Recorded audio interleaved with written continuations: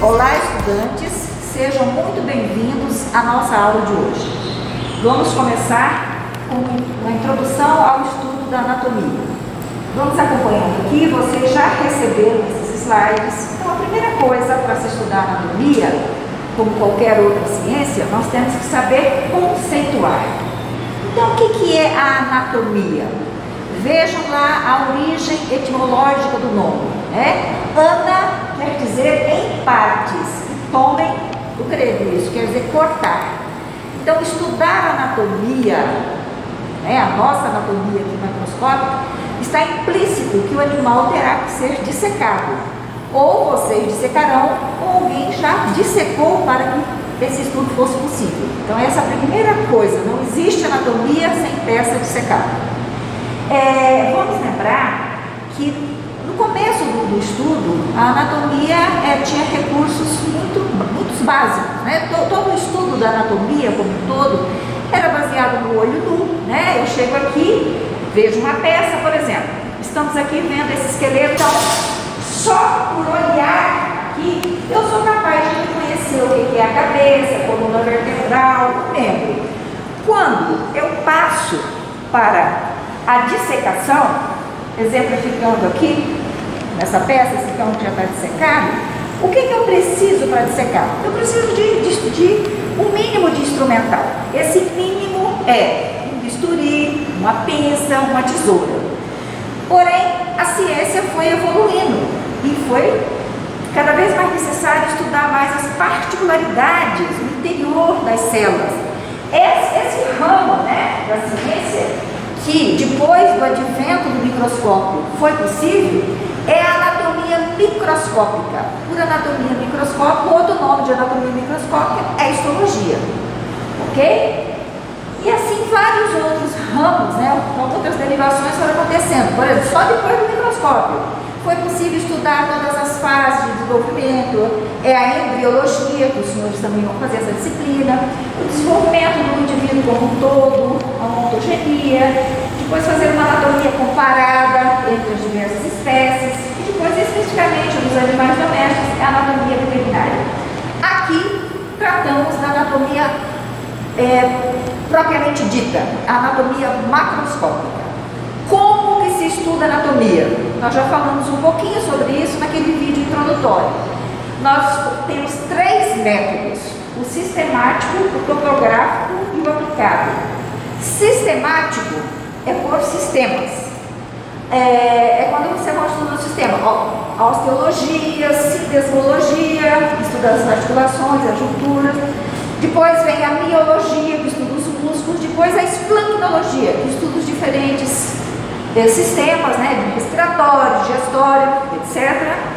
Depois a gente estuda o sistema nervoso, que também é um dos sistemas. E por último, os órgãos dos sentidos, né, que põem o indivíduo em contato com o meio ambiente, olho, ouvido, por exemplo. E o tegumento comum, que é o revestimento de pele. Bom, a outra maneira de se estudar é o método topográfico. Primeira coisa, para estudar por topográfico, quer dizer que é por região. Então, vamos olhar aqui no animal dissecado para ficar um pouco mais didático. Vamos recompor aqui esses planos. Então, por exemplo, o estudo topográfico do membro torácico. O que quer dizer esse estudo topográfico? Significa que eu tenho que entender, né, conhecer todas as estruturas que estão aqui relacionadas no membro torácico. Do que eu estou falando? Depois que eu já tenho a base óssea, eu tenho que saber os músculos que aqui estão, a veia, a artéria, os nervos.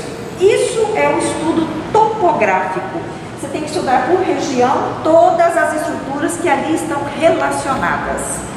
O estudo topográfico pressupõe uma uma boa base no estudo por sistemas. Tem que ter um mínimo de entendimento dos sistemas. Ok? E o terceiro estudo, que está ali nos slides, vocês podem acompanhar em casa depois, é o estudo aplicado. O aplicado já é uma coisa assim, quando você já vai definir lá, eu estou estudando só uma determinada região, anatomia específica dos nervos cranianos, nós vamos chegar lá. Bom, entendido que a anatomia é muito importante. Por que a anatomia é muito importante? Porque ela estuda a forma e a estrutura do corpo dos animais. Isso é de extrema relevância. Se você não souber como é a forma e a estrutura, como que depois você vai entender as funções? Como é que você vai entender as alterações patológicas? Como é que você vai depois fazer o seu raciocínio para poder dar um diagnóstico? Como que você vai fazer uma cirurgia? Como que os senhores irão trabalhar, por exemplo, no Serviço de Inspeção Federal? Então, a anatomia estuda a forma e a estrutura e é intimamente relacionada com a fisiologia, que estuda as funções. E vou repetir, a anatomia é essencial que a peça seja dissecada. Os senhores, se não conseguirmos dissecar neste primeiro semestre, no segundo semestre conseguiremos, ou através de um curso, não vou detalhar isso aqui. Ok? Bom, há outros recursos para a gente poder estudar a anatomia. Por exemplo, eu posso também lançar a mão da radiologia. Os senhores farão uma disciplina que chama diagnóstico por imagem. Então, a anatomia radiográfica, ela ajuda no estudo da anatomia. A anatomia de superfície, eu olho um animal assim na superfície, eu já consigo enxergar. Por exemplo, vamos olhar este cavalo aqui. Neste cavalo, esse esqueleto de cavalo, né? Se estivéssemos aqui com um animal vivo, eu estaria vendo algumas saliências ósseas. Por exemplo, isso aqui, que é a do coxal, que o peão chama de ponta da anca. Então, eu vejo isso na superfície do animal. Então, tudo na anatomia, tudo ajuda. Você tem que aprender aqueles métodos clássicos de examinar o animal, são muito importantes. Você tem que aprender a observar, palpar. Você vai usar estetoscópio para auscultar. Tudo ajuda. A radiologia vai te ajudar. O conhecimento dos pontos que você consegue ver aqui na superfície vai te ajudar a ajudar. São métodos que te ajudam. Mas o essencial é você fazer um estudo mais aprofundado da anatomia. Nós estamos falando agora da anatomia dos animais domésticos. Tem que aprofundar, tem que ver com detalhes determinados sistemas e tem que ir dissecando por regiões. Esse será o entendimento, é isso que vai fazer vocês aprenderem a anatomia. Nós estudamos a anatomia, vamos voltar aqui, em animais que foram sacrificados ou morreram por alguma doença e foram doados para nós. Então, em outras palavras, nós estudamos a anatomia em cadáveres, mas vocês estão estudando a anatomia em cadáveres, em peças, por necessidade. O que está sendo visado no futuro é a anatomia do animal vivo. Os senhores vão examinar animais vivos, os senhores vão salvar vidas, se estiverem trabalhando em clínica e cirurgia. Então, esse é um ponto que eu gosto de frisar muito. Vamos olhar aqui os slides. Após entendido os métodos de estudo, vejo então que há uma necessidade do uso de cadáveres. Necessidade, mas a anatomia que interessa é a do animal vivo. Bom, aqueles métodos clássicos, os senhores vão aprender isso lá na disciplina de semiologia. Observar, tem que aprender a olhar. Observar. Se você observar, por exemplo, o aspecto aqui do vestíbulo da boca, dessa mucosa aqui, os senhores já poderão deduzir isso, tá? Poderá ter um problema de anemia ou não pela coloração. Ou se tiver pálido, você pensa em falta de circulação sanguínea. Se estiver muito acentuada a cor rosa para o vermelho, você já pensa no processo inflamatório. Então, tem que aprender a observar. Tem que aprender a palpar. Você vai apalpar o animal, vai ver onde que ele tem dor. Por isso você tem que saber a posição dos órgãos. Você vai palpar sabendo o que você está palpando. Tem que se conhecer a localização anatômica para você poder fazer a sua linha de diagnóstico. Percussão é aquela batidinha. Existe um tipo, vamos chamar de martelo, né? Lá na semiologia nós vamos ter um nome específico. Quando você faz uma percussão, por exemplo, se nós estivermos falando de bovino, naturalmente que eu não tenho o bovino inteiro aqui, vamos olhar, podemos olhar no pequeno ruminante, né? Isso aqui é um pequeno ruminante, você já conhece esse esqueleto, para conhecer esse esqueleto. Aqui está o lado direito, aqui está o lado esquerdo. Daqui uns dias, daqui uns meses, estaremos estudando, por exemplo, o sistema digestório. Isso aqui é um ruminante. O estômago tem 4 compartimentos. O compartimento imenso, que é o rumen, ele fica aqui tomando conta da metade esquerda aqui do abdômen. Acumula muito gases, pela digestão microbiana da celulose. Então, se é um órgão grande, volumoso, oco, que acumula gases, acumula a quantidade correta.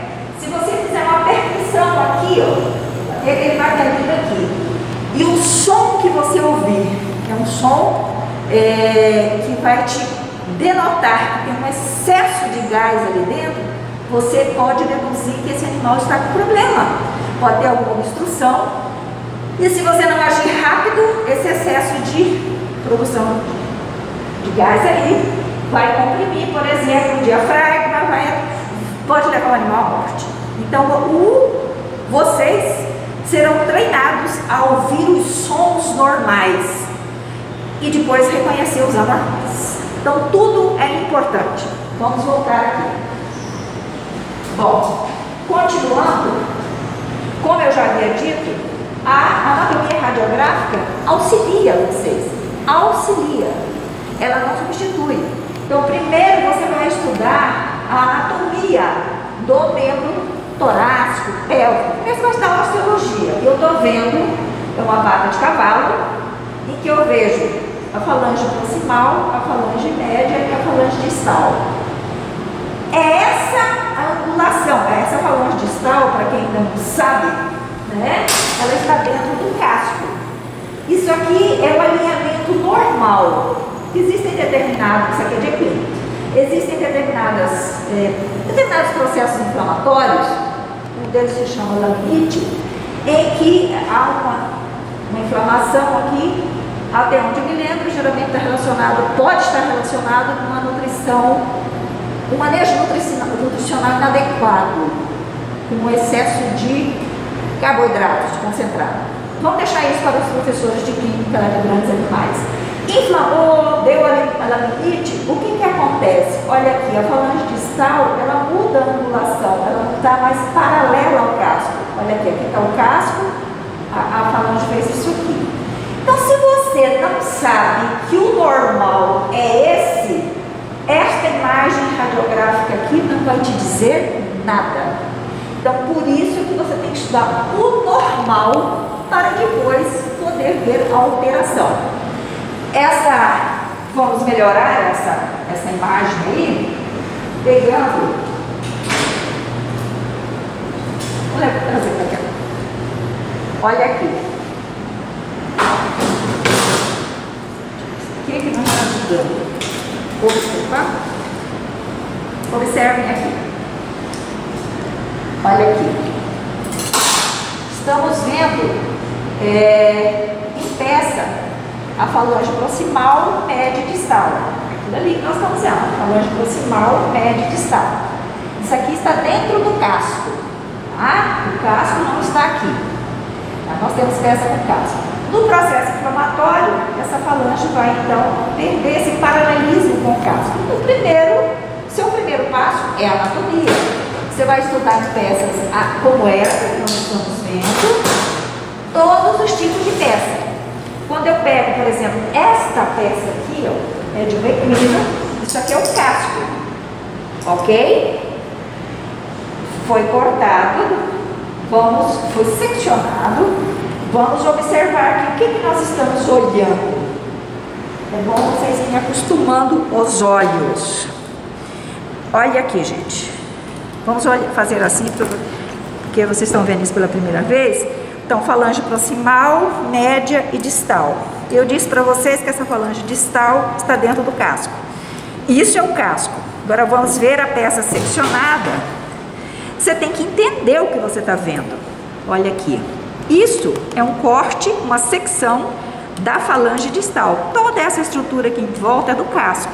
Aqui já é o outro, já é o osso do metacarpo. Nós vamos chegar lá depois. Ok? E aqui só aparece, daqui uns dias nós vamos estar estudando isso, né? Esse aqui é um sesamoide distal. Aqui está o corte dele, a secção dele. Sesamoide distal. Tem um nome maravilhoso esse sesamoide distal. Osso navicular.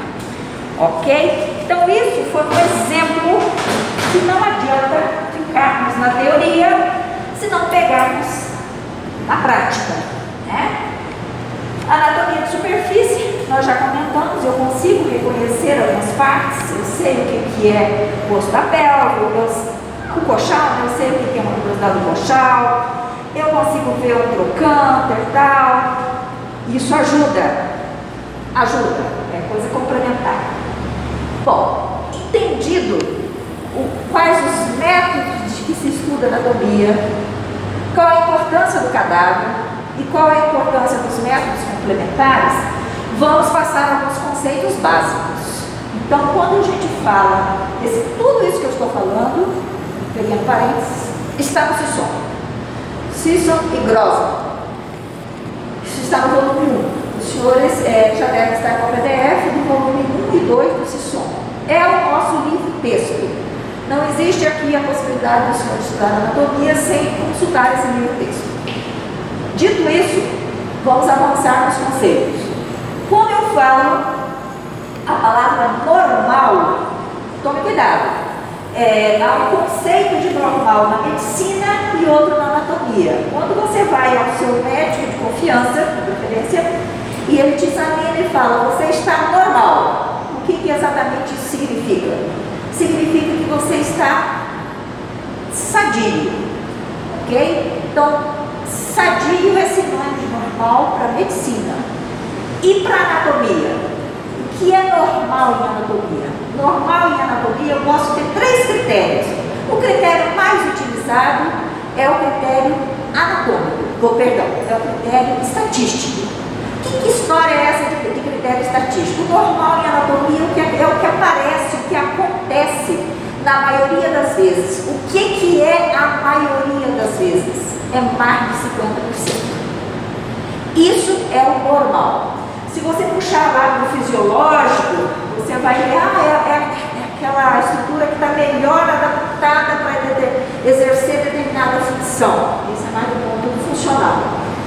E do ponto evolutivo, lá da filogênese, é a estrutura então que permaneceu ao longo, não é rudimentar. Atualmente, não vamos delongar nisso não. Atualmente, a gente foca no conceito estatístico. Aconteceu na maioria das vezes, aquela estrutura tem um padrão normal. A hora que você entende isso, você pode partir para esses outros conceitos aqui. O que é uma variação, o que é uma anomalia e o que é uma monstruosidade. É isso que nós vamos ver ali na peça. Então, vamos falar primeiro. Vamos olhar aqui no cão, uma coisinha aqui. Vamos olhar aqui nesse cão secado. Um momentinho. O assunto é ocorrência de artéria renal, simples ou dupla. Então, olha aqui. Neste cão, isso aqui é o rim. Espera um pouquinho. Aqui temos um. Isso aqui é o rim. Essa estrutura que eu estou pegando aqui, ó, é a artéria renal. Ali, ó, só para já ir tomando ciência, é a aorta descendente, porção abdominal. Essa é a artéria renal. Na maior parte das vezes, na maioria dos casos, o cão apresenta só uma artéria renal.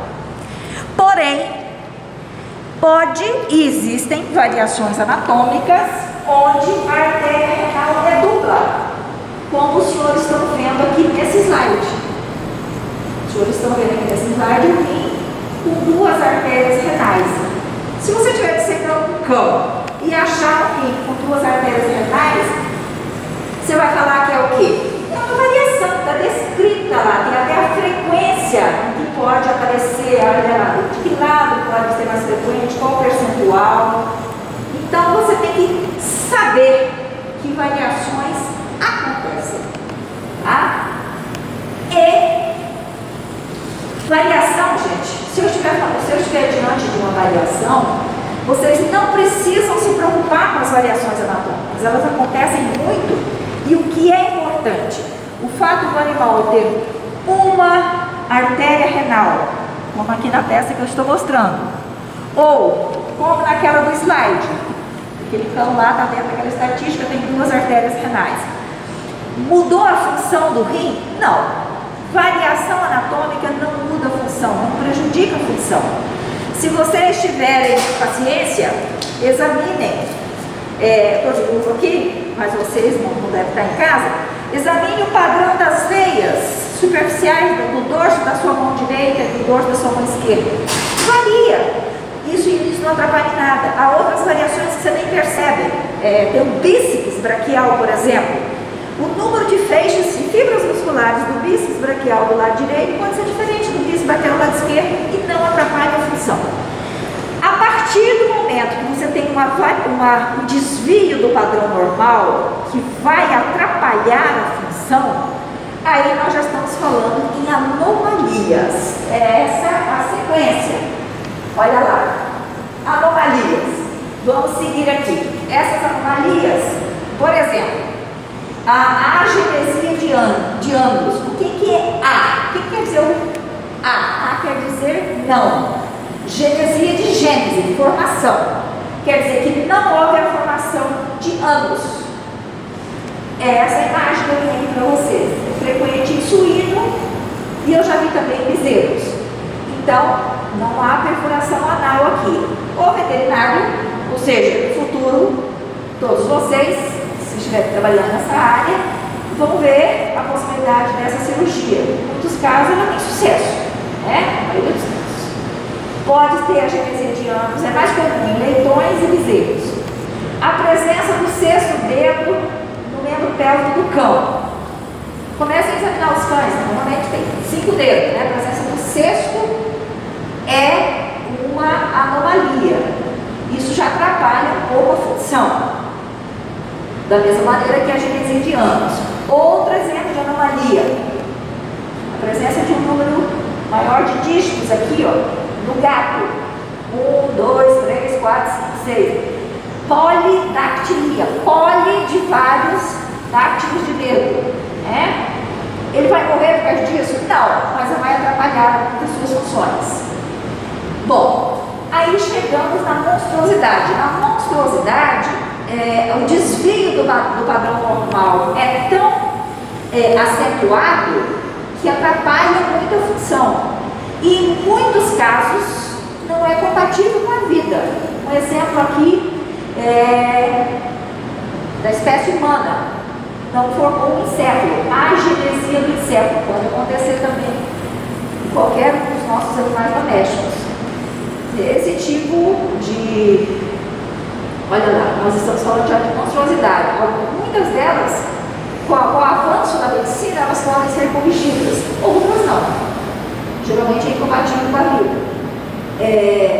Vamos dar outros exemplos de malformações aqui, né? Nós pulamos aqui. Polidactilia, já vimos, monstruosidade, ciclopia de suínos. Eu já mostrei essa peça de ciclopia de suínos para vocês naquele vídeo introdutório.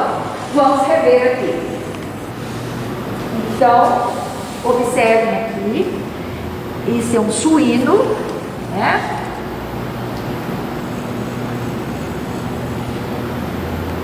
Esse suíno aí, então, tem essa malformação chamada ciclopia. Então, isso é um suíno cíclope, tá? Outra malformação que os senhores já conhecem porque eu já mostrei, é essa aqui, ó, a chifopagia, também em suíno.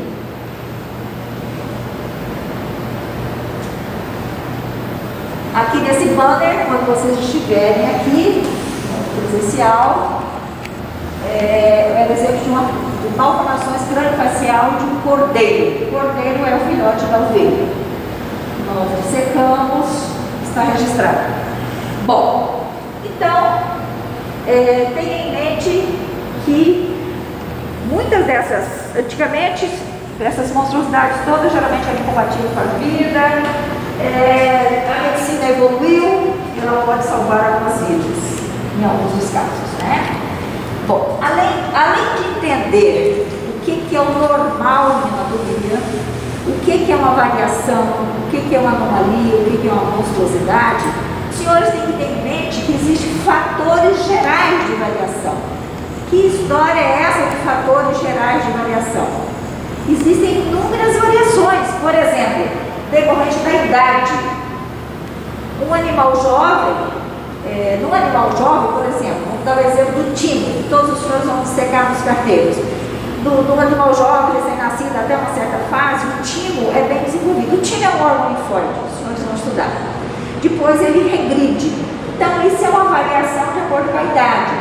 Se você pegar um bovino, um bezerro, né, recém-nascido, se for de uma raça que tem corno, mesmo que seja uma raça que tem corno, o bezerro não tem corno, o recém-nascido, por isso que ele vai desenvolver.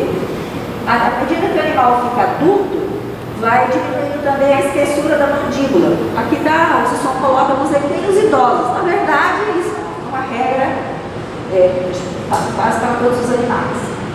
O sexo também, o gênero, claro que tem diferença. Além daquele dimorfismo sexual evidente, ou seja, eu chego aqui nessa peça, desse cão, né, mesmo que não tivesse dissecado, esse dimorfismo sexual evidente, ele não requer dissecação. Eu chego aqui, se eu estivesse observando esse animal, vamos fazer a reconstituição aqui, eu veria a presença dos testículos aqui dentro do escroto e veria a presença aqui do órgão copulatório masculino, o pênis. Então eu olho o animal, isso aqui é a genitália de um macho, de qualquer maneira. De outra forma, se fosse uma fêmea, eu estaria vendo a vulva, uma vaca, eu estaria vendo um vulva, um útero. Então, esse dimorfismo sexual evidente não requer explicação. Outro detalhe, presença de dentes caninos no cavalo. Bom, se vocês forem ler esse som, e os senhores terão, lá vai estar escrito, e eu não vou dizer a porcentagem, olha aqui um cavalo, né? Esse aqui é um dente, vamos fazer as apresentações, né? Esses dentes aqui são incisivos. Aqui, incisivo superior, está faltando aqui, tá, gente? Isso aqui. Incisivos superiores, incisivos inferiores. Agora, esse dente aqui é canino. Canino inferior, canino superior. Aqui já são premolares e molares. Não é de dente. Que história é essa de variação de dente canino? O aluno aprende assim: geralmente é o macho que tem canino, a fêmea não tem esses dentes caninos. Vão ter que olhar lá no som, essa é uma das tarefinhas dos senhores. Qual é a porcentagem que pode ocorrer nas fêmeas? Onde que eu vou achar isso? Onde que eu vou achar a força de expressão? Aonde que os senhores vão pesquisar isso? No Sisson. No geral, para aprender o geral, a gente fala: o cavalo tem e a fêmea não tem. Cuidado, tem um percentual de fêmeas que tem. Pode variar, ter só o superior, só o inferior, eu vou querer saber. A sequência aqui é uma outra coisa. A plumagem das aves é mais longa e mais colorida no macho. Então, se você vê uma ave bem colorida, pode você saber que é macho. Também ligado a sexo aqui, gatos de 3 cores. Nós estamos, se não se tratar de alguma alteração genética, é uma fêmea. Tá? Ave é uma coisa maravilhosa, né? Qualquer ave colorida que vocês virem por aí, a mais colorida é o macho. É para chamar a atenção da fêmea. A raça, além do sexo, a raça também claro que tem variações. Vocês vão estudar inúmeras raças de bovino, cada uma com as suas características. Se for aqui, ó, esse lugar está muito pequeno, quero que vocês vão para o campo, né? ter essa disciplina de bovinocultura. Mas antes dessa disciplina, vocês já terão visto esses animais que tem aqui, essa corcunda, né? Esse cupim, são os bós índicos, né? Os bós tauros não tem, olha que holandesa, não tem. E aí por aí vai, né? O tamanho das orelhas, isso tudo é feito da raça, a disposição do chifre, é um campo aberto. Aqui eu chamei a atenção a presença do cupim, entre aspas, bastante desenvolvido dos machos bós índicos. Exemplo de bós índicos, o giro, o Nelore, o Zerá, né? Vamos deixar isso. Raça de cão. O formato do crânio dos cães varia. O formato das orelhas, o tamanho, o formato, disposição de pelos. Raças de cães, o assunto é para uma semana, né? O biótipo, né? Então nós sabemos que vocês vão estudar, tem animais, vamos ficar nos cães, para a gente ficar mais à vontade, né? Então tem cães de grande porte, como por exemplo o dog alemão, o melhor exemplo de grande porte, um dos maiores que tem. O pastor alemão, o pitbull, né? O Doberman, pitbull e Doberman, vamos deixar essa parte. São todos cães de grande porte. Você passa de médio porte, depois você vai ter os de pequeno porte. Se na espécie humana você fala que tem os longilíneos, os indivíduos mais altos, os médio-líneos, de estatura mediana, e os brevilíneos, de estatura mais baixa. Tudo isso é fator geral de variação. Será que a evolução, se você vier fazer lá o exame ancestral, a evolução, a filogenia toda, tem diferença? Ocorreram algumas mudanças, algumas variações? Obviamente que sim. Então vamos aos exemplos. Modificações sofridas pelos cavalos, estatura, número de dedos. Adoro quando chega nesse negócio de número de dedos. Aí você olha no esqueleto, vocês já são doutores nisso. Aqui está o membro torácico de um equino. Quantos dedos esse animal tem? Tem um dedo na mão direita, na mão esquerda, dedo no pé direito, dedo no pé esquerdo. Então, um dedo. Que dedo é esse? É o terceiro dedo. Por que nós estamos falando disso? Porque o equino, lá numa data muito remota, ele apresentava 5 dígitos. Na evolução ele perdeu 4 dígitos. Então, um. E qual é esse um? É o terceiro. Certo? Então, isso não pode ter de vista. Modificações também sofridas pelos suínos, os seus tamanhos e tal. O meio ambiente também impõe variações, né? Então, o que o meio ambiente pode fazer? O animal vai se adaptando, vai se modificando, vai variando. Então, o exemplo que se dá aumento da área cutânea no bós índicos para neutralizar os efeitos de altas temperaturas. Isso é importante. Alongamento dos pelos e formação de panícula de pouso em algumas espécies. No decorrer do curso, vocês vão vendo esses exemplos na prática e será uma coisa automática. A gente viu, já aprendeu, já entendeu, já sabe. Terminada esses dois primeiros itens, desses conceitos, nós vamos falar de uma coisa extremamente importante, que é a nomenclatura anatômica. O que o aluno tem que ter em mente?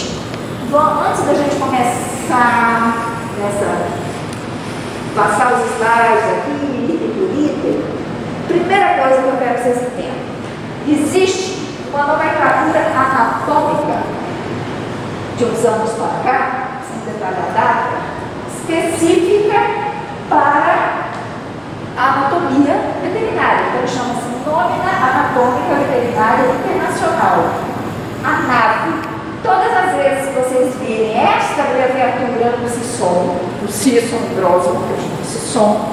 NAV quer dizer isso, que a descrição daquele termo já está de acordo com a NAV, Nomenclatura Anatômica Veterinária. E será que isso é importante? Isso é extremamente importante. Porque as estruturas anatômicas, elas têm que ter um nome só. Nós não estamos autorizados nós que eu falo, os professores, os alunos, a trocar o nome da estrutura. Muitas pessoas no mundo que podem trocar o nome de estrutura anatômica tem um comitê internacional que se reúne de tempos em tempos para adaptar alguma coisa, corrigir algumas falhas. Que eu saiba, as estruturas estão bem definidas. Então, quando você pega uma coisa que está definida, fica fácil. E a anatomia veterinária já pegou esses princípios gerais, daqueles princípios da NA. Quando fala NA, é a nomenclatura anatômica lá que denominou todos os termos da anatomia humana. Tá? Então, primeiro, essas nomenclaturas anatômicas foram bem definidas na espécie humana. Depois é que foi para a veterinária. Então, aí começa, né? Cada estrutura anatômica é designada por um único termo. Isso parece para o aluno que não sabe por que nós estamos falando isso, mas que história é essa que cada estrutura tem que ser designada por um único termo? É o que a gente espera, né? Então, por exemplo, se eu chego aqui, né? Se eu chego aqui nessa peça e identifico essa artéria aqui, essa artéria é a artéria femoral. Essa veia que aqui está é a veia femoral. Então, depois que você disseca, estuda, isso fica uma coisa assim, mas é preciso dizer isso? Que essa artéria femoral só pode ser chamada de artéria femoral? É preciso.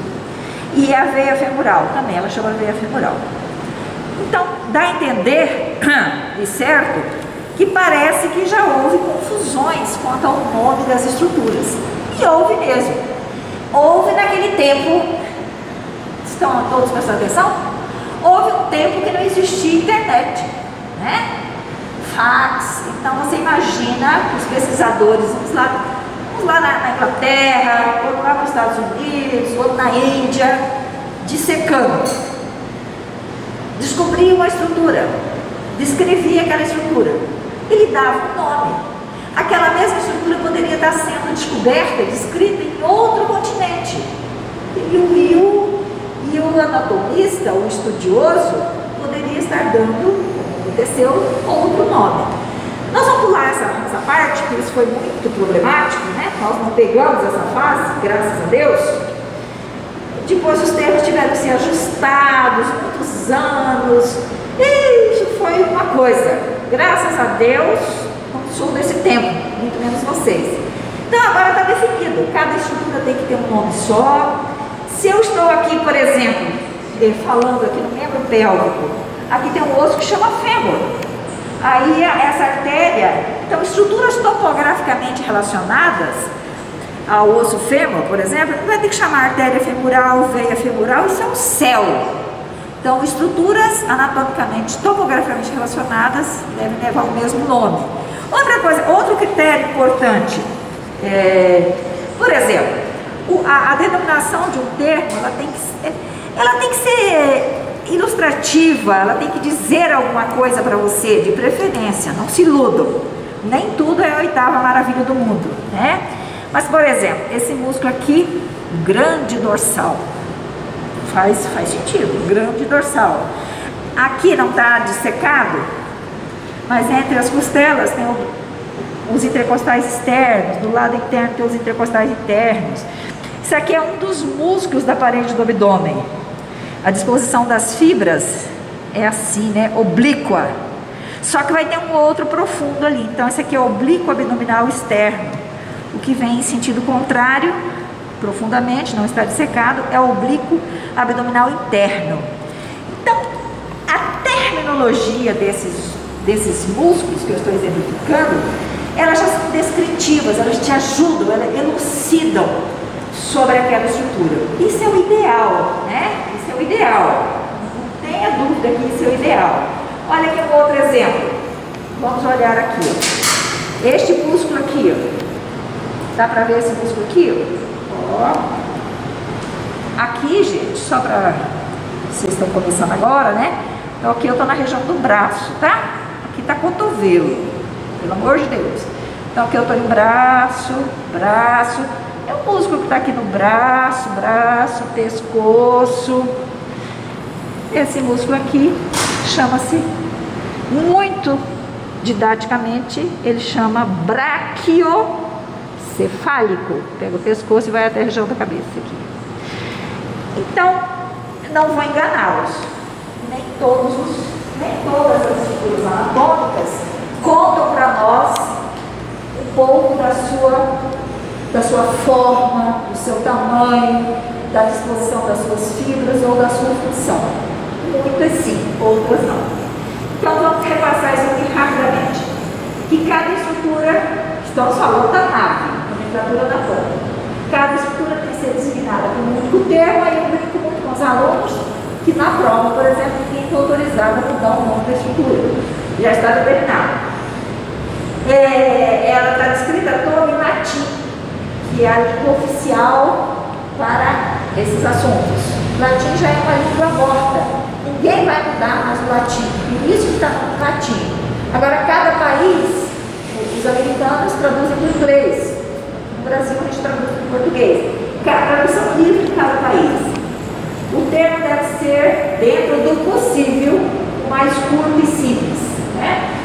Aquilo que eu acabei de demonstrar lá, a forma do músculo, a função, a posição, deve ter valor instrutivo e descritivo. O nome tem que ter esse valor, né? Tem que nos dar essa dica. Estruturas topograficamente relacionadas devem possuir nomes similares, matéria femoral, veia femoral, etc. Adjetivos diferenciais devem ser geralmente opostos. Que história é essa de adjetivo diferencial? Se eu tenho um músculo oblíquo abdominal externo é um adjetivo. Podem ficar espertos, porque vai existir um oblíquo abdominal interno.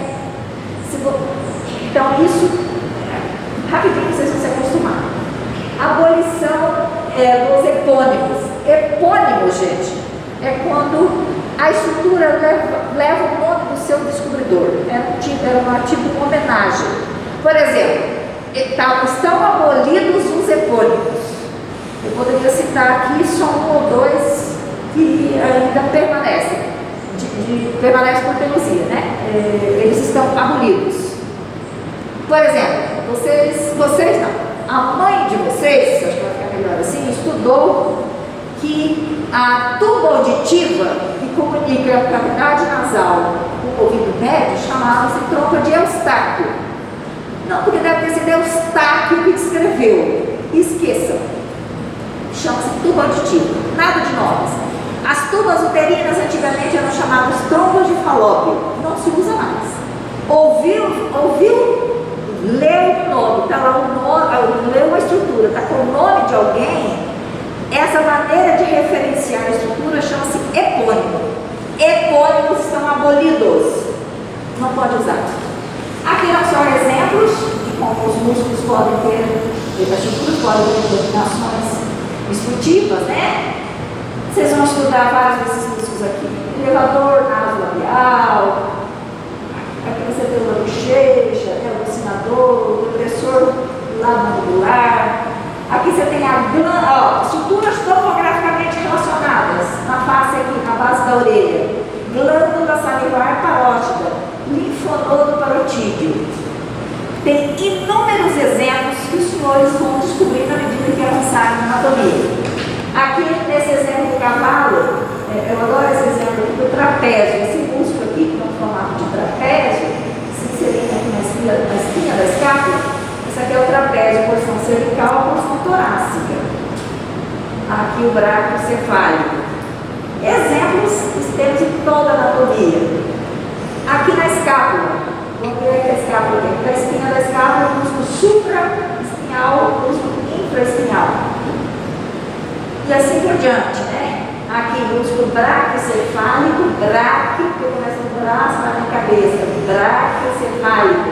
Esse aqui começou no externo, é outra cabeça, externo-cefálico. Então, quando você vê uma estrutura com este nome, um valor instrutivo para você, agradeça. Né? E assim vai. Né?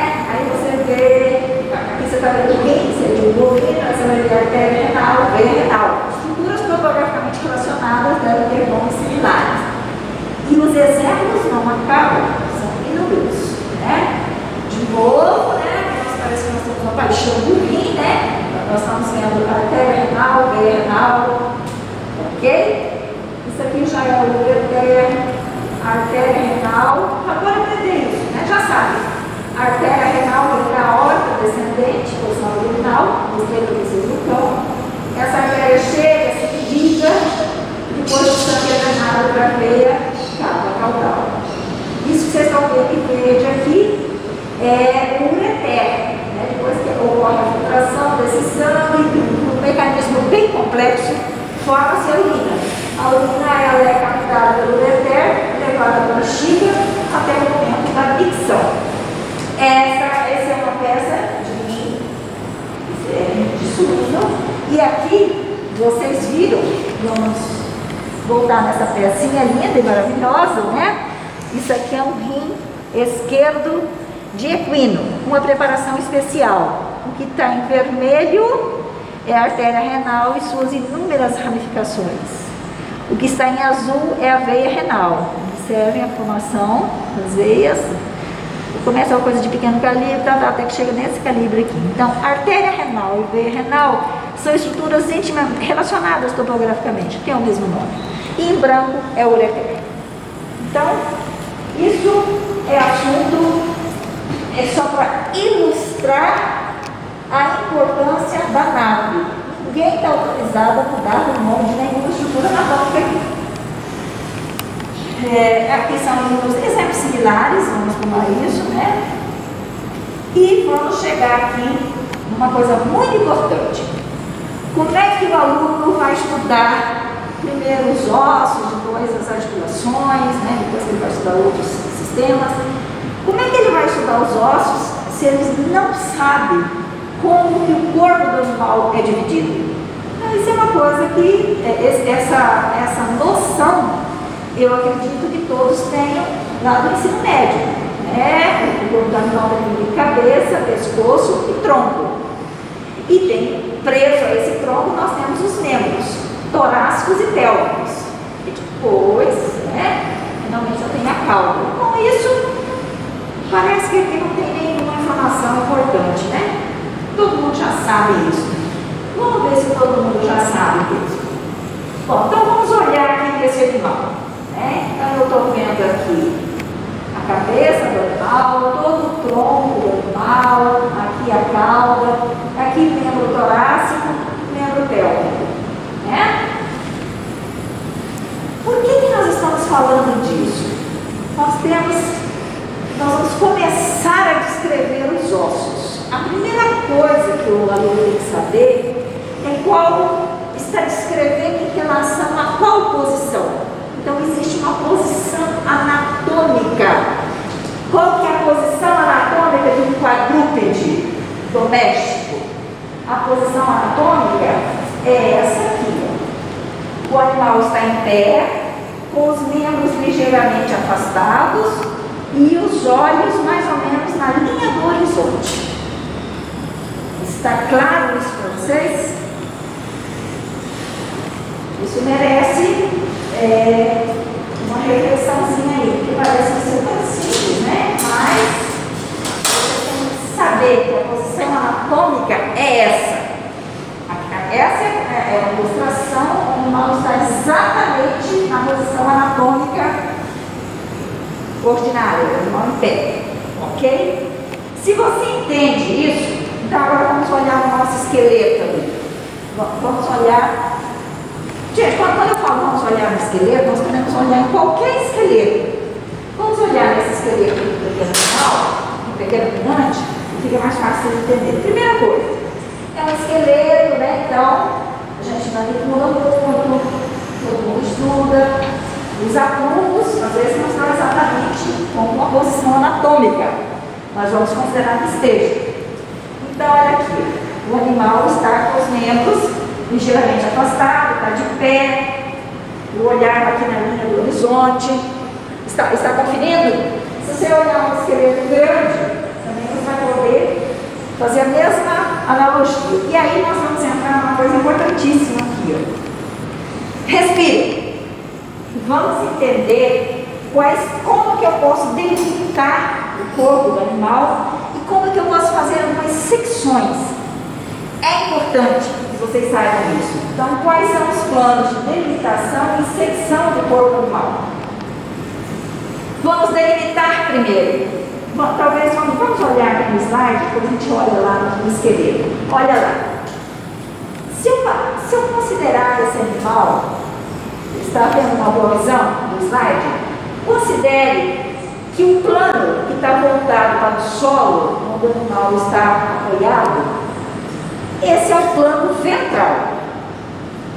O oposto é o plano dorsal. Então, ventral voltado para o solo, onde o animal está apoiado, é o plano ventral. O oposto é o plano dorsal. Se eu passar o plano tangenciando aqui a lateral, essa lateral aqui é a lateral direita, então esse será o plano lateral direito. Se eu passar o plano tangenciando o lado oposto, é o plano lateral esquerdo. Se eu passar o plano aqui, por isso que ele está dentro do paralelepípedo, para ficar mais didático. O plano que tangencia a parte mais cranial do globo animal é o plano cranial. O plano que tangencia o lado oposto, o caudal, né? O caudal animal é o plano caudal. Então, isso, visto no slide, vamos olhar quantas vezes forem necessárias aqui nesse esqueleto. Então, vamos lá. Que plano é esse aqui? Este é o plano ventral.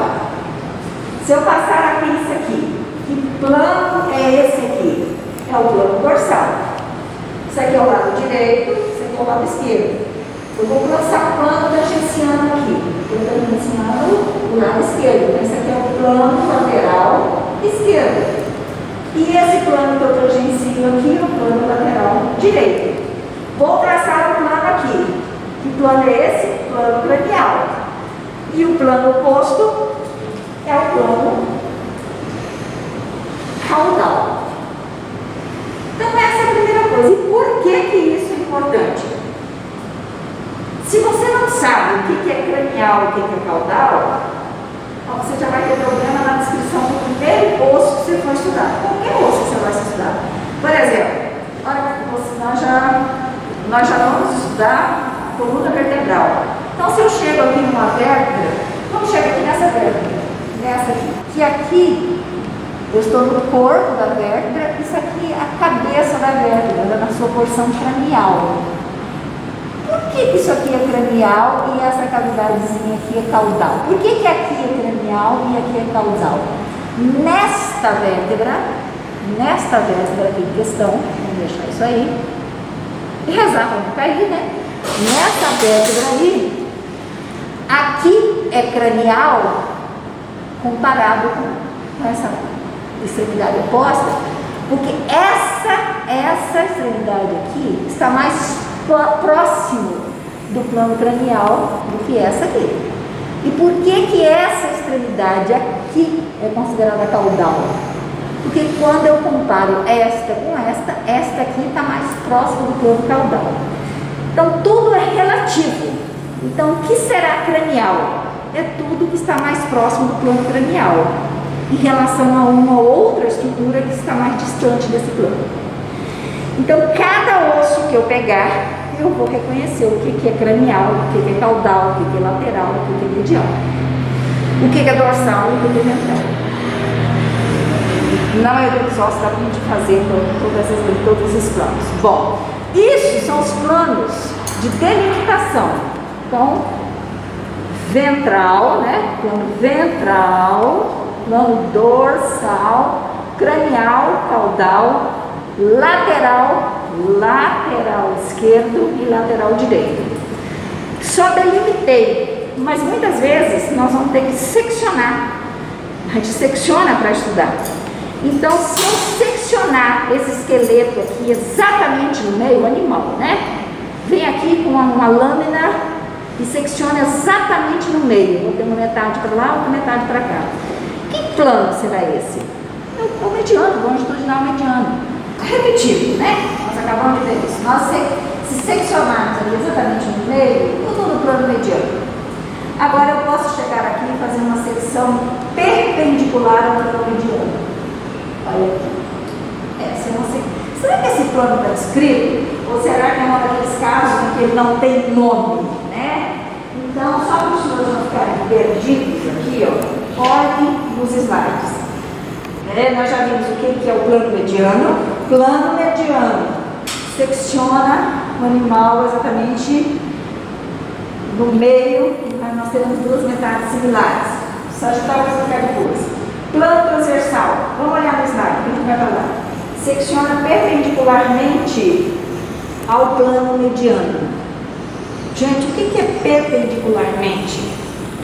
Perpendicularmente é em ângulo reto, 90 graus. Ó, o plano mediano está aqui.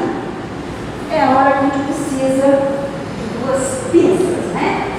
Para ficar uma caneta e uma pinça. A caneta, estou aqui no plano mediano.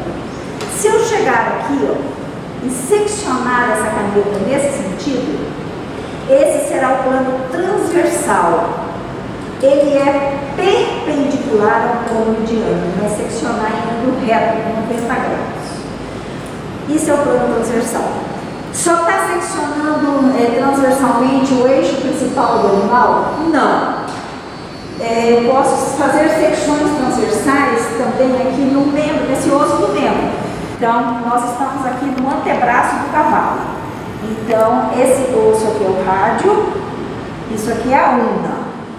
O eixo principal do rádio é este aqui. Se eu fizer secções transversais ao eixo principal, como foi feito aqui, ó, isso é uma secção transversal. Então, secção transversal é perpendicular ao eixo principal do animal ou ao maior eixo, por exemplo, no osso rádio aqui. É importante fazer secções transversais? É importante. Olha aqui uma importância aqui. Você vai depois estudar que essa substância óssea da periferia é mais compacta, a substância óssea compacta, depois eu tenho esponjosa, e aqui no interior, entre essas lamelinhas aqui do tecido esponjoso, tinha a medula óssea. Isso nós vamos ver na aula de ossos, introdutória de osteologia. Bom, existe um outro plano que eu posso chegar aqui para fazer secção.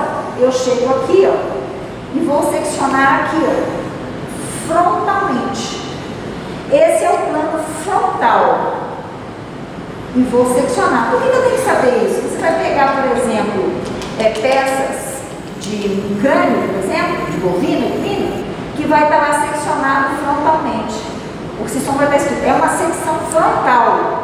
Aqui, passando pelo nasal, não sei o que. Se você não sabe o que é uma secção frontal, como é que você vai olhar aquela figura e entender a figura e a peça? Então, o frontal é nesse sentido da pinça e ele será perpendicular ao mediano. Estão vendo que é perpendicular ao mediano? E é perpendicular também ao transversal, nesse sentido. Então, olha aqui na figura. A figura ajuda um pouquinho, né? Olha lá. Olha o plano frontal aqui. Isso é o plano frontal. Revejam isso várias vezes para a gente poder avançar. Entendido isso, a partir do momento que você entende os planos de delimitação, você está pronto para saber descrever esses termos de posição e direção nos quadrúpedes. Vocês vão usar muito esses termos. Tal estrutura determinado acidente na porção cranial do osso, na porção caudal, medial, lateral, dorsal, do que é que nós estamos falando?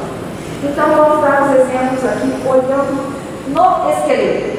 Então, se eu chego aqui, por exemplo, vamos partir do esqueleto maior, que fica mais fácil.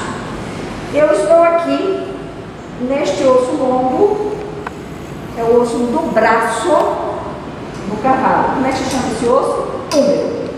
É um osso longo. A hora que eu estiver escrevendo, esse som, né? Eu vou falar, essa aqui é a superfície cranial, isso aqui é a superfície caudal. Que história é essa de superfície cranial e caudal? Por que isso aqui é cranial, isso aqui é caudal? Isso aqui é cranial, que está mais próximo do plano cranial.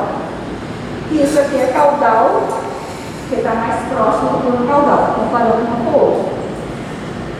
Mesma coisa quando eu estiver estudando a escápula, por exemplo. Essa aqui é a borda cranial, essa aqui é a borda caudal. E essa borda aqui? Bom, essa borda está mais próxima daquele plano dorsal, é a borda dorsal. Borda, né? Agora aqui eu não tenho exatamente uma borda, né? Então tudo isso não causará surpresa, não causará nenhum tipo de problema se vocês entenderem quais são os planos de secção e delimitação. Bom, e quando eu chegar aqui e falar, por exemplo, um número, isso aqui é a tuberosidade deltoide, ela está mais lateral, essa borda lateral. Isso aqui eu estou estudando uma coisa aqui na borda medial. Vou pegar a escápula que está mais fácil, para vocês entenderem. Essa face da escápula aqui, ela está mais próxima do plano lateral. Então, esta face da escápula é a lateral. Quando eu comparo com essa outra face aqui, está mais distante do lateral e, consequentemente, está mais próxima do plano mediano. Então, essa face é a face lateral da escápula, está mais próxima do plano lateral. A face oposta é a face medial, está mais próxima do plano mediano. No caso específico da escápula, essa face medial, como ela tem uma ligação muscular aqui, próxima às costelas, ela também é chamada, ela é a face costal. Por que eu tenho que entender que essa aqui é a face lateral? Porque o livro de vocês vai falar assim, na face, exemplo, da leitura por si só. Na face lateral da escápula tem uma espinha e tem uma tuberosidade da espinha. Espinha é essa elevação. Observam-se duas fossas na face lateral. Uma fossa menor, de posição botada cranial e dorsalmente, é a fossa supraespinhal. A face oposta, também na face lateral, é a fossa infraespinhal. Então, se você não sabe o que é face lateral, você não sabe nem como você vai estudar esse osso. E por isso que você tem que estudar no esqueleto e tem que estudar também em peças isoladas. Por que eu estou virando o esqueleto? Para que os neurônios todos funcionem melhor. Agora eu estou aqui com a escápula, eu posicionei rapidamente aqui. Você quer a escápula esquerda do animal. Como que eu vou... Qual é a finalidade de entender esses termos de posição e direção? Se você não sabe isso, você não sabe estudar nada em anatomia.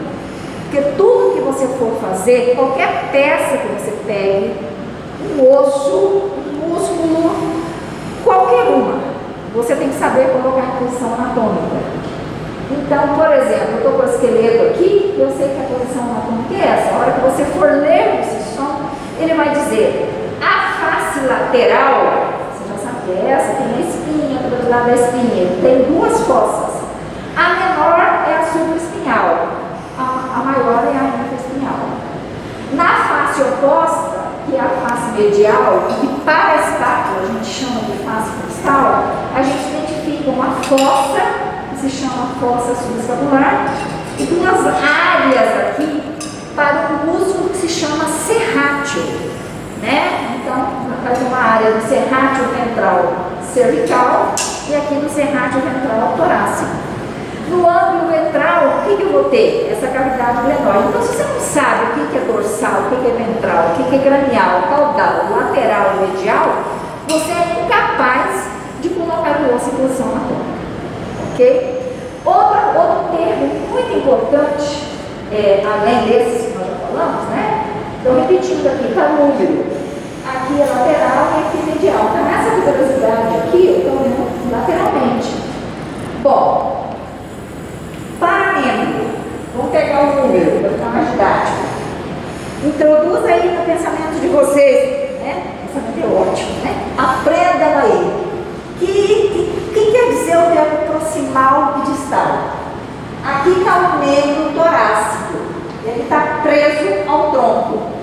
Tudo que está mais perto ao eixo principal aqui, ou tudo que está mais perto à raiz do membro, é proximal, o oposto é distal. Então, olha aqui, a raiz do membro aqui é o ciclo escapular, que neste animal só tem a escápula.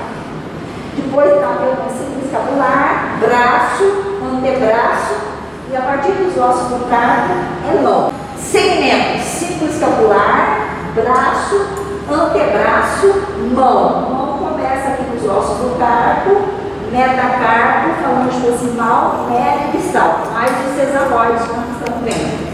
Isso são os segmentos. Vou descrever o osso do braço. Como é que chama o osso do braço? Húmero.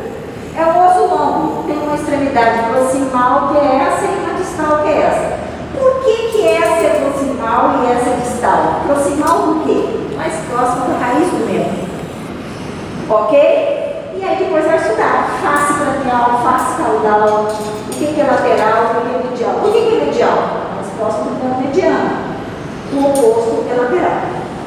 Então, se você sabe isso, você já sabe muita coisa. Sem isso, você não caminha. Então, eu vou chamando isso aqui. Isso aqui é cranial ou caudal? Cranial ou caudal? Cranial ou caudal? Cuidado! Quando eu chego na mão, a partir do carpo, eu vou trocar o termo cranial por dorsal. Na sua mão, você fala dorso. O oposto da mão aqui, a face oposta, que corresponde ao caudal, é a face palmar. Então, cranial e caudal, cranial e caudal, cranial e caudal, eu estou falando de membro torácico, é até o antebraço. A partir do carpo, troque o termo cranial por dorsal e o termo caudal por palmar. Se eu estiver em membro pélvico, aqui o coxal esquerdo, fêmur. Olha que eu vou descrever o fêmur. Isso aqui é as coisas cranial, caudal, aqui é lateral, medial, extremidade proximal, extremidade distal. Ok? Estou na tíbia, está faltando a fíbula aqui. Aqui é cranial, aqui é caudal. Aqui é medial, aqui é lateral. Então aqui é cranial, caudal.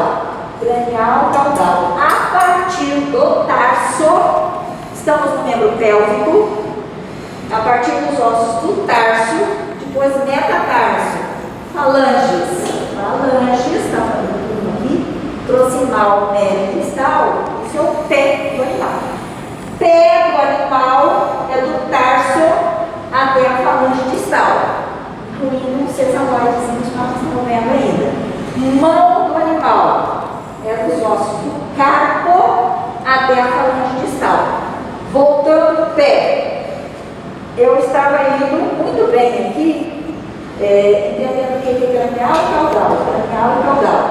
Quando, a partir do tarso, eu troco o cranial por dorsal.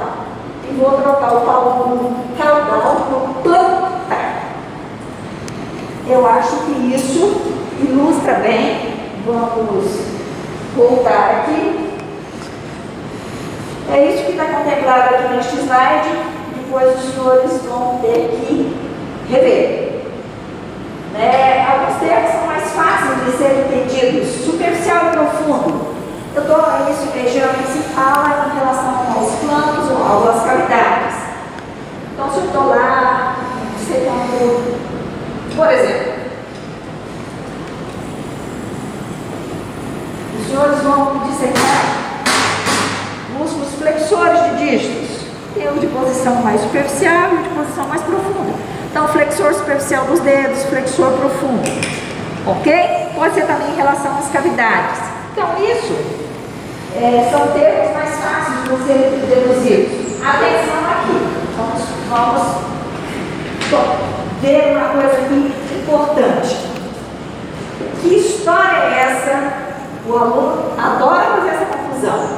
Qual que é a diferença desses dois termos de posição e direção aqui? Qual que é a diferença de média para intermédia? Quando que eu vou falar que uma estrutura está numa posição média e uma outra estrutura está em posição intermédia? Olha, gente, vamos definir o intermédia primeiro, porque só tem um exemplo. Fica mais didático. Se eu tiver uma estrutura posicionada lateralmente e outra medialmente, se tiver uma estrutura entre essas duas, uma de posição medial e outra lateral, ela tem uma posição intermédia. Temos exemplos? Temos exemplos, e os senhores estudarão daqui uns dias. Aqui eu estou no membro torácico de bovino, olha, 2 dígitos principais, que são o terceiro e o quarto. Aqui só está faltando a escápula. Então aqui eu tenho úmero, rádio, una, aqui os ossos do carpo. Esses ossos do carpo aqui, eles são chamados.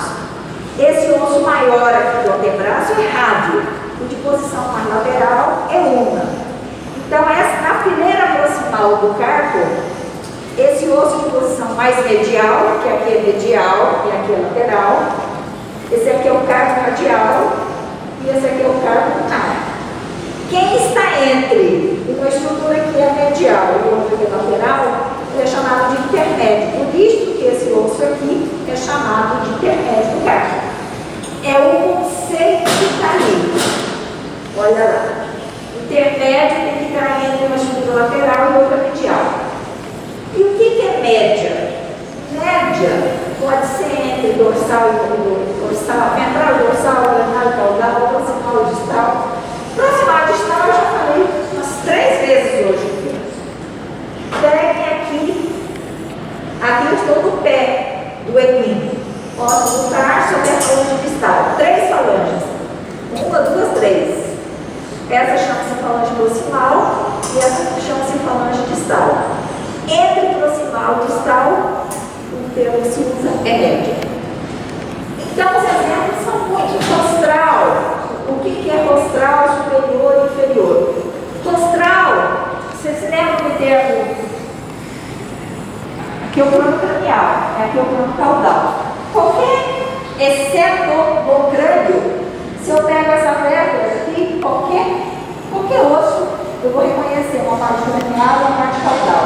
Se eu pego o úmero, aqui é cranial e caudal. O rádio, cranial e caudal. Cuidado! Crânio, troca o termo cranial por rostral. O caudal permanece. Termos superior e inferior. São poucas denominações na nossa anatomia. Por exemplo, aqui eu tenho a pálpebra superior, pálpebra inferior. Lábio superior, lábio inferior. São esses os exemplos, né? Superficial e profundo é uma coisa bem fácil de vocês reconhecerem, geralmente em relação à cavidade, né? O que está em posição mais superficial, que está mais próximo da superfície, profundo está mais para a cavidade, né?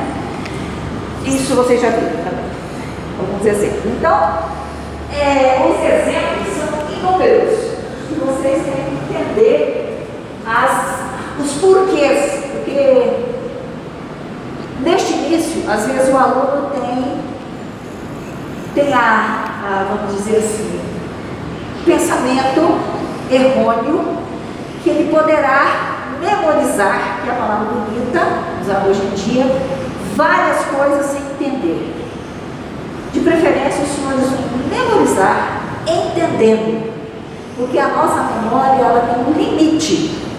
E se você não entender, essa memória ela será muito curta. Você aprende um termo, decora, entre aspas, antigamente, logo aquilo vai se perder. Então agora você tem que entender para te ajudar nesse processo de memorização.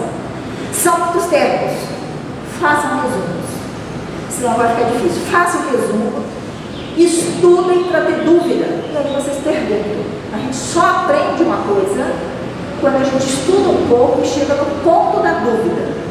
Quando a gente termina uma aula dessa, se eu perguntar, vocês entenderam? Provavelmente vocês entenderam. Não significa que vocês vão memorizar se não tiver reforço. Então, estão todas aqui, essas informações estão todas no slide teórico, que eu não falei, vocês façam depois um resumo. Aqui nós já falamos, o exemplo das falanges, proximal, médio e distal, os exemplos do carpo radial, intermédio, lunar, vamos ver na peça, pálpebra superior e inferior. Muito importante isso aqui. Se eu estiver falando de aquele lá é uma posição de ruminante. Vamos voltar aqui. Se eu chegar no cavalo, eu não tenho nenhum problema aqui, né? Eu sei, aqui já é tarso, então tudo aqui já é cranial. Recordando, né? Aqui já é cranial. O termo cranial eu já substituí por dorsal e o termo caudal eu já substituí por plantar. Eu vou falar disso aqui está em posição medial, pela posição desse osso, prontamente eu sei que aqui, perdão, pela posição do tarso fibular, eu sei prontamente que aqui é a superfície lateral e aqui é medial. Esse animal é um dedo só. Cavalo, apoia no terceiro dedo. Porém, as coisas mudam um pouco quando eu pego, vamos fazer um esforço aqui, né? Esse animal aqui, essa peça é de bovino. Aqui eu estou vendo o olecrano, isso aqui é lateral, a coluna lateral e a coluna medial. Nessa altura do campeonato, o aluno já deve saber que seu número, rádio, aqui são ossos do carpo, a fileira proximal e distal, e a partir daqui é metatarso. Ó, gente, aqui são os 2 dígitos. Que dígitos são esses? Vou repetir pela 5ª vez. É um ruminante, tem 2 dígitos principais que apoiam no chão. De posição medial é o terceiro, de posição lateral é o quarto. Aqueles paradígitos, dígitos acessórios que o bovino tem, os ruminantes têm, que não apoiam no chão, não são dedos principais, são os dedos principais. Bom, se no cavalo, quando eu estava falando, já falava lateral e medial, cuidado, porque aqui no ruminante, que tem 2 dígitos, vou me imaginar um plano passando aqui, entre esses dedos. Essa superfície aqui, ó, mais distante desse plano, que seleciona aqui, é a superfície lateral, né? Ou abaxial. O lateral aqui, eu vou substituir por abaxial. E a oposta aqui é a superfície axial. Então aqui eu estou passando a pinça na superfície abaxial do terceiro dedo, superfície axial do terceiro dedo. Estou no 4º dedo, superfície abaxial do 4º dedo e superfície axial. Resumindo, aqui está o eixo principal, essa superfície é axial. O que está mais distante desse eixo é afastado. Por isso que o termo aqui é abaxial. Afastado de. Só lembrar, né? Eu sempre faço aquela analogia, aquela brincadeira, que quando os extraterrestres chegam na Terra, eles abduzem os indivíduos. É afastar do plano principal. Esse é o significado desse prefixo ab. Então, entendido isso, não pode esquecer a última coisa que nós vamos passar aqui, os senhores vão fazer isso sozinhos, é entender esses princípios gerais de construção corpórea dos vertebrados. O princípio da antimeria. Antimeria. Quando você traça aquilo que secciona o animal no meio, né, com aquele plano mediano, o que nós estamos considerando? Nós estamos considerando que o animal foi dividido em 2 antímeros principais, o direito e o esquerdo. Então, antímero é sinônimo de lado. Tá? Se eu chegar aqui e perguntar, este osso aqui, cadê a minha escápula? Por exemplo, essa escápula aqui, a qual antímero pertence essa escápula? A qual lado? Antímero é uma coisa mais bonita, né, gente? Antímero. Essa escápula, o aluno que vai estudar o Sisson sabe como colocar em posição anatômica, sabe, primeiro, que ela não é assim, ela é assim. Essa cavidade glenoide aqui da ventral, essa borda dorsal, esse tubérculo supraglenoide é cranial, já sabe muita coisa.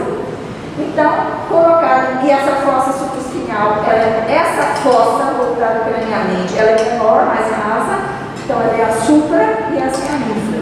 Só pode ser a escápula esquerda.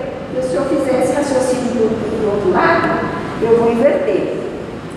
Então, a qual antímero pertence a essa escápula? A resposta é antímero esquerdo. Ok? Tenha em mente que na teoria a gente diz assim, né? Olha, o plano mediano divide o corpo do animal em dois antímeros similares. Similares, né, gente? Porque tem alguns órgãos que estão mais voltados para um determinado lado, né? Muitos órgãos são ímpares e eles não estão exatamente no meio do corpo do animal. Por exemplo, o coração. E mesmo quando são pares, como no caso dos pulmões, tem pulmão direito e esquerdo, a loculação é diferente. Então, a palavra não é igual, idêntico, a palavra é similar. Metameria. Os senhores vão estudar na mineralogia. O que é um metâmero, o que é segmentos semelhantes. Esse é o princípio da metameria. Em biologia agora, os senhores vão estudar, salvo memória, acho que é com a professora Marciana. Taquimeria, o princípio da taquimeria, são dois taquímeros, inicialmente dois tubos. Vamos ver isso lá na embriologia, perdão. O taquímero dorsal e o outro ventral. E do ponto de vista prático aqui na anatomia, quando estiver em dissecação, fazendo a dissecação, ou quando estivermos estudando uma peça dissecada, ou quando os senhores estiverem fazendo uma cirurgia, é importante saber essas camadas, essa estratificação. É o princípio da estratificação. Que a parede, o corpo do animal é constituído por várias camadas ou estratos que se superpõem. Né? Que estratos são esses? Daqui dentro miúdo. Primeiro você tem a pele, aí você rebate a pele, você chega na tela subcutânea, tem face muscular, você tem músculo, ossos, e os vasos nervos estão aí na tela subcutânea, então os mais profundos também. Então, esse é o conteúdo dessa primeira aula. Parece que é muita coisa, porque está sendo visto pela primeira vez, mas não é. Vocês vão poder ver esta aula, revê-la no canal de Anatomia dos Animais Domésticos, está no YouTube, os senhores já sabem disso. E não se esqueçam, vocês começaram a caminhada de vocês, é por isso que eu gosto desse pensamento. Olha que espetáculo, um passo à frente e você não está mais no mesmo lugar. É isso então. Para essa introdução, esses conceitos têm que estar firmados. Assistiram a aula, vão para os estudos e resumam. Parados, os estudos não podem ficar. Já que eu falo, de preferência ainda nessa semana, nós já vamos falar dos conceitos gerais de osteologia. Depois vamos começar o estudo da osteologia propriamente dita. Todas as partes do esqueleto, né? Nós podemos começar pelo axial, depois em perpendicular ou vice-versa. A sequência não importa muito.